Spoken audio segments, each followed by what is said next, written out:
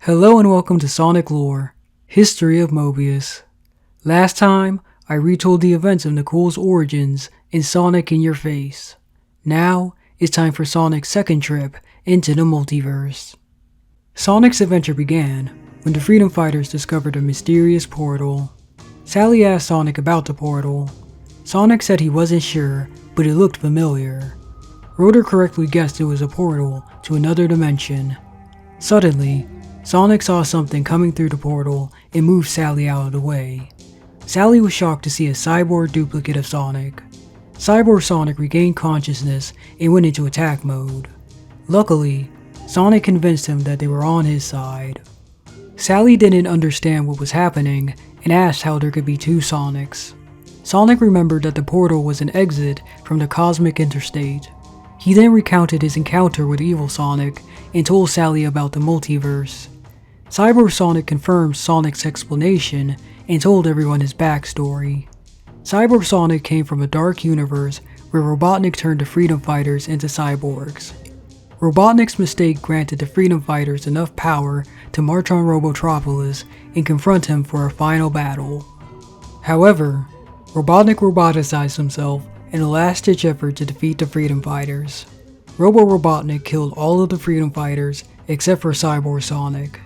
Cyborg Sonic was forced to flee from his universe and search for new allies to combat Robo-Robotnik. Cyborg Sonic warned Sonic that Robo-Robotnik had become worse than he was before and was now threatening the multiverse. Sonic reassured his cyborg self that he could stop Robotnik with the help of his other counterparts. Sonic and Cyborg Sonic took several hundred trips through the cosmic interstate and gathered an army of Sonics. Sonic took to the stage and announced the incoming crisis to everyone. Sonic told everyone about Robo-Robotnik and questioned what they planned on doing about him. Suddenly, a voice shouted out that Sonic would do nothing. Robo-Robotnik's projection appeared along with an army of Shadow Swap bots through a portal.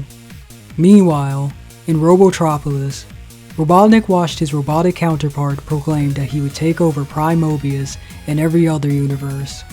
Robotnik questioned who Robo-Robotnik thought he was. Robotnik then sighed and said he already knew that Robo-Robotnik was his counterpart.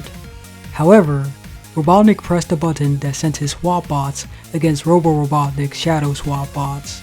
He claimed that the universes would belong to him and not Robo-Robotnik. Both forces clashed, and it was Robotnik's swap bots who won.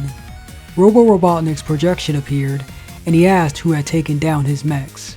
Robotnik proudly claimed he did it, and said that Robo-Robotnik didn't scare him. Robotnik then ordered Robo-Robotnik to leave Mobius immediately. Robo-Robotnik complied and left, but not before saying he would return. Now that Robo-Robotnik was gone, Sonic and his counterparts surrounded Robotnik. However, Robotnik revealed that Robo-Robotnik hadn't given up. He offered to make a temporary alliance with Sonic to take down Robo-Robotnik. Sonic reluctantly agreed to Robotnik's offer. Later, everyone gathered around the table when Robotnik called for a meeting. A Hulk-like Sonic asked why they were talking and not fighting. He boasted about his strength and said he didn't need help. He then asked what the Mini-Sonics could do as he knocked them down with his strength. The four Mini-Sonics used teamwork to surround Hulk Sonic and push him down. Sonic told his counterparts to knock it off and listen to Robotnik. Robotnik told everyone that he had to think like Robo-Robotnik to learn what he had planned. He said that Robo-Robotnik was searching for a way to destroy them all. He claimed that Robo-Robotnik could do so with a powerful alien weapon called the Giant's Hand. Robotnik informed everyone that the Giant's Hand was in the neutral zone. He then dispatched a squadron of Sonics to retrieve it. However, Robotnik planned on betraying everyone once he had the Giant's Hand. Unbeknownst to Robotnik and Sonic, Robo-Robotnik was spying on them. He said it was ironic that his counterpart would align himself with Sonic. He pressed a button on his chair, which summoned Evil Sonic to his lair. Evil Sonic asked where he was. Robo-Robotnik told Evil Sonic he was where his evil could be put to good use. He then told Evil Sonic he would inform him of what he needed to know. Meanwhile, Sonic and his counterparts journeyed through the cosmic interstate. Sonic suddenly stopped, which made Devil Sonic question what was going on. Sonic pointed out that they had arrived at a dead end. The Sonics tried to figure out which way to go, so Sonic pulled out Robotnik's map. He told them that the neutral zone was straight ahead. However, he pointed out that they would be heading into a colorless void. Sonic recalled that Robotnik claimed the route ran along the border of the neutral zone. Sonic decided to take a leap of faith and made his way into the unknown. Once Sonic showed his counterparts the path was safe, everyone followed him. The Sonics traveled through the neutral zone until they found the Giant's hand. One of the Sonics asked if a giant had worn it before, while Sonic questioned what it did. Suddenly, something hit Sonic and stole the Giant's hand from him. The Sonics then found themselves under fire. Sonic saw that Evil Sonic was the person who stole the Giant's hand from him, and he had an army of Shadow Swap bots with him. Evil Sonic revealed that he was working together with Robo-Robotnik. He then claimed he would be the only Sonic once the Shadow Swap bots eliminated his counterparts.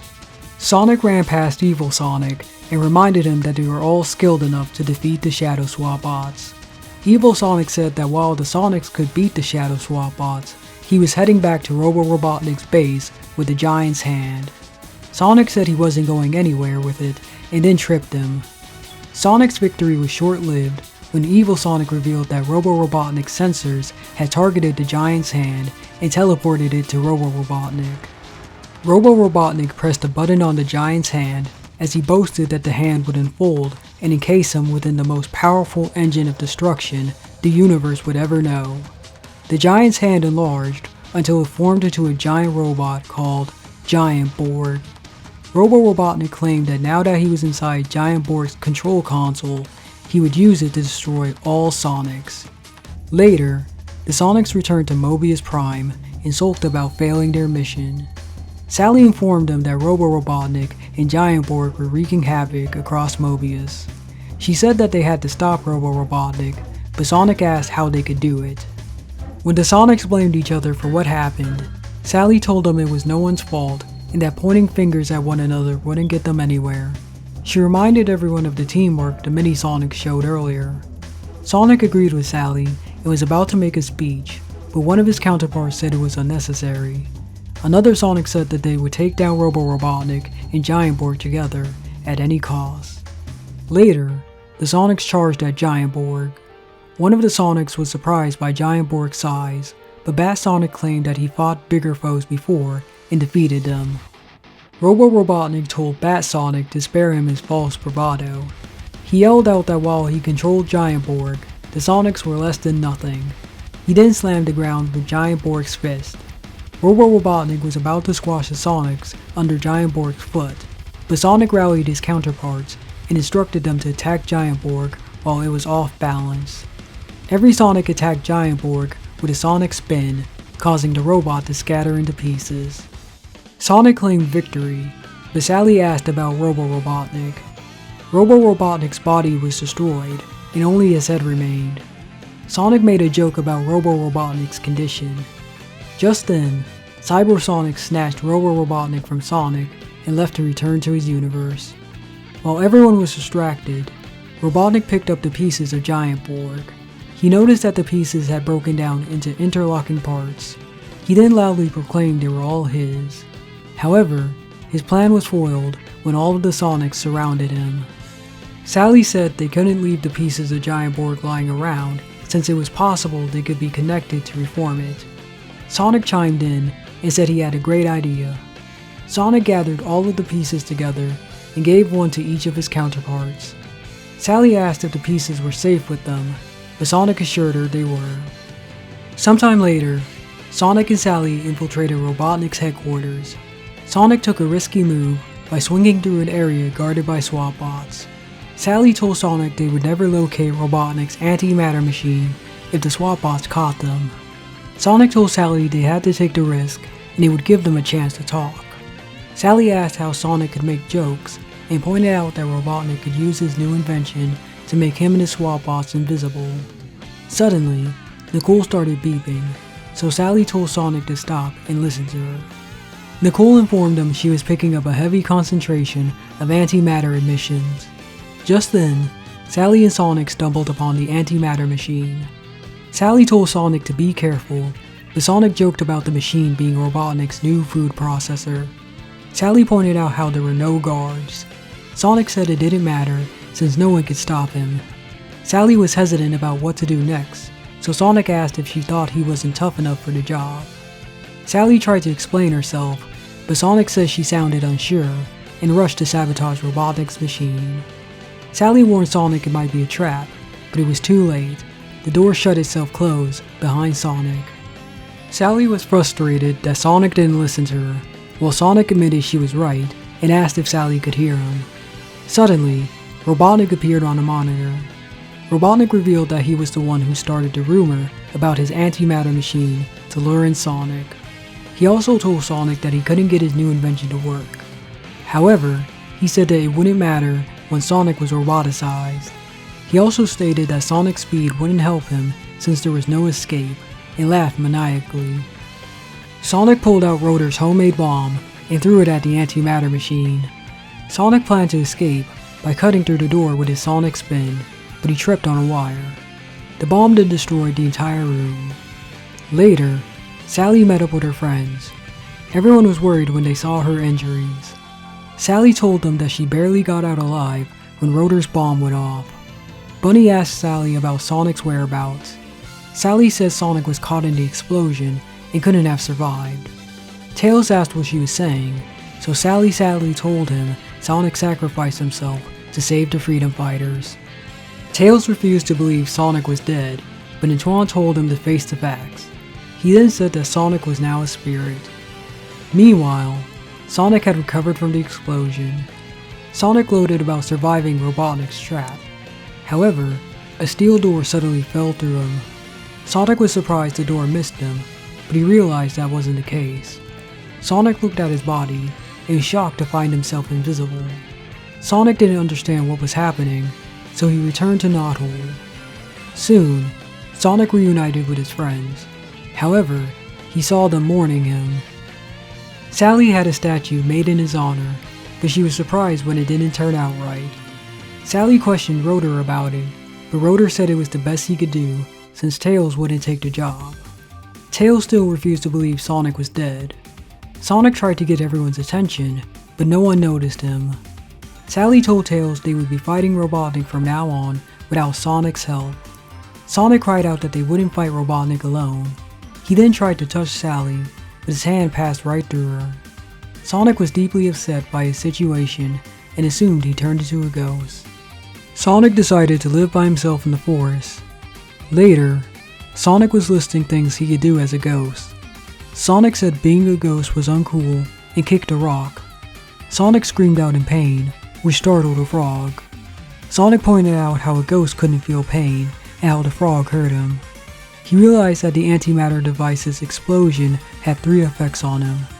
With 2 of the antimatter effects gone, Sonic got an idea when he saw a moose.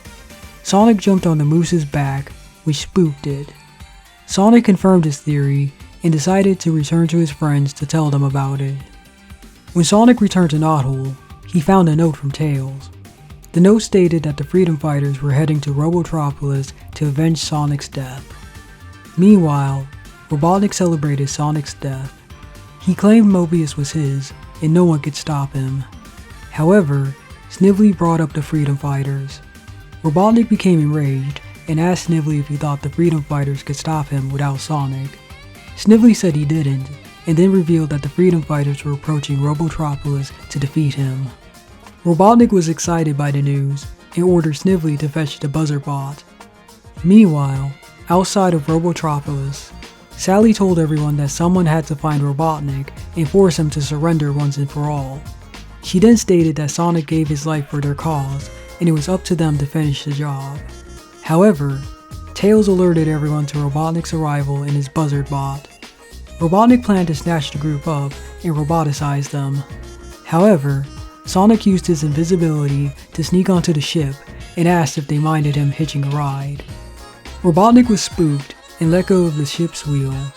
Sonic took over the controls and made the ship spin around. Sonic then told Robotnik he was a ghost who came to take revenge on him. Robotnik claimed he didn't believe in ghosts, so Sonic made the ship go out of control. Sonic was about to crash the ship, but stopped when Robotnik said he believed his story and asked what he wanted. Sonic told Robotnik he wanted him to free Mobius, exercise, and get a hairpiece. He also ordered Robotnik to leave. Robotnik and Snively quickly jumped out of the ship with parachutes. Sonic returned to normal and planned to return to his friends.